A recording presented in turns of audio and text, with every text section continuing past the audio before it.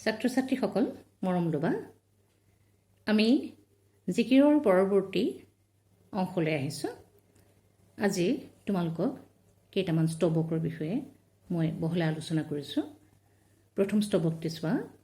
পানী মৰে পিয়াহত অগ্নি মৰে জাৰত খোদা ৰসুল লুকাই আছে মুমিনৰে আৰত খোদা ৰসুল লুকাই আছে নকৰা বিচাৰ মক্কাৰ দুৱাৰত বন্ধু মাৰিলা সঞ্চাৰ এই স্তবকটোত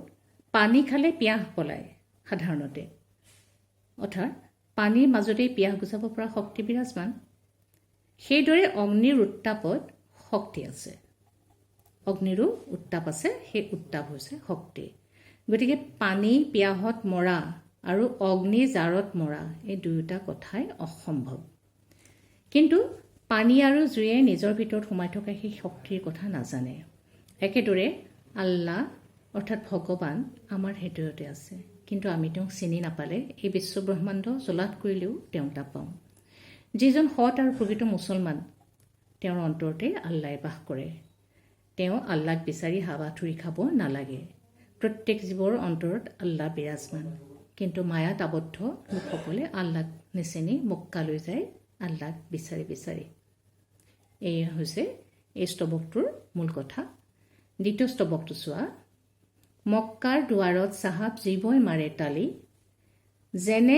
খালে শোলৰ লগত দৰিকাৰ টপালি মক্কাৰ দুৱাৰত চাহাব ত্ৰিবেণীৰ ঘাট বেহাব নোৱাৰে তাত মায়াৰ ভেটে বাট মক্কা হ'ল এক পবিত্ৰ তীৰ্থস্থান আল্লাহ অৰ্থাৎ ভগৱান এই ভগৱানৰ কৃপা লাভৰ বাবে বহুতেই মক্কালৈ গৈ আল্লাহৰ নাম স্মৰণ কৰে কিন্তু তেনেদৰে জীৱই আল্লাহক বিচাৰি নাপায় কিয়নো জীৱনকালত যি এবাৰো আল্লাই নিৰ্দেশ কৰা পথত খোজ দিয়া নাই এটাৰ পাছত এটা পাপ কৰ্ম কৰি গৈ আছে তেওঁ শেষত মুক্তি লাভৰ বাবে মক্কালৈ গৈ আল্লাহৰ নাম ল'লেও মুক্তি নাপায়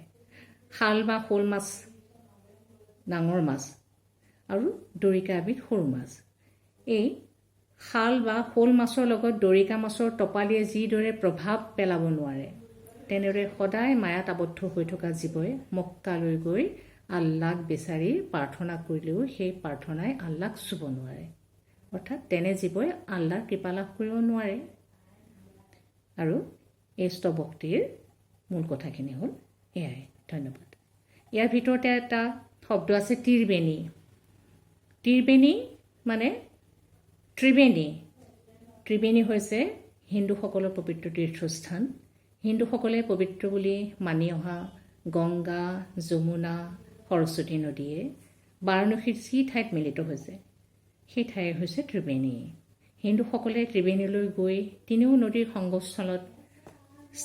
স্নান কৰি পাপ খণ্ডন কৰে বুলি কোৱা হয় বা মানুহে কৰা পাপৰ পৰা মুক্তি পায় বুলি কোৱা হয় এতিয়া ইয়াত মক্কাক পবিত্ৰ অৰ্থাৎ ত্ৰিবেণী ঘাট বুলি কোৱা হৈছে